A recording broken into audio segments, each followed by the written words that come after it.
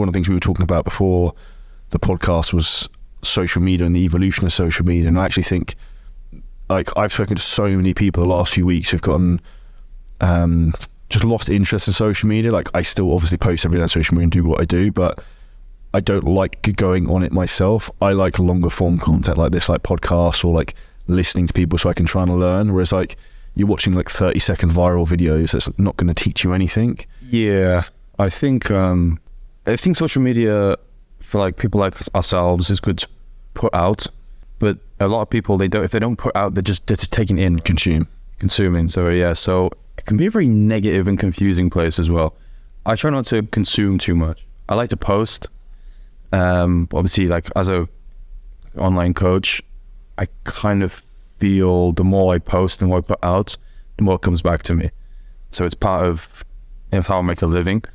But I feel like if you're not making a living from social media, it can be very negative, especially when you see, like you said, there's 30-second clips on how to train, and then people get this whole idea on how to train from a 30-second clip. People are kind of losing interest with the whole, like, I used to look at Men's Health magazines. I used to buy like all the Flex magazines, right? Yeah. It's like, right, how do I do a bench press? I think my parents used to think I was gay because all these magazines are like everywhere. And I think that's the thing as well, is that social media is great because the amount of information is put out there, but also a lot of the information that's put out there isn't necessarily correct. Or like, you could say, well, actually, I might start doing this, might be quite funny. You could start putting like whatever the fuck you want out there that's completely the opposite of what you do. I might do it, see if anyone calls me out. Yeah. Because like the reality is that there's so many people who, and no disrespect to anyone, everyone has the right to like try and teach people and whatever, but people are trying to teach stuff they don't fully understand or they can't actually do themselves.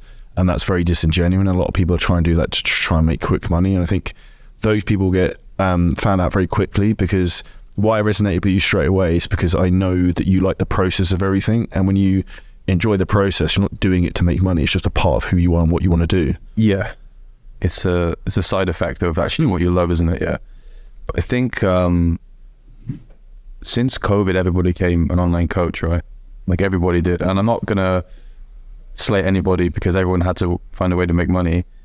But there's an awful lot of like false information out there, and guys who've been training for 18 months, 2 years, and they look good because they got on their first steroid cycle the first day they stepped in the gym. So people who don't know much about the sport look at them and go, oh, he looks really good, he knows what he's doing. And then you get like all this stream of really unexperienced, uneducated coaches who look good because they know how to get on gear and lift incorrectly. And they're trying to teach people who are natural, who work a full-time job, how to get in shape and how to do what they've done. And it's like night and day.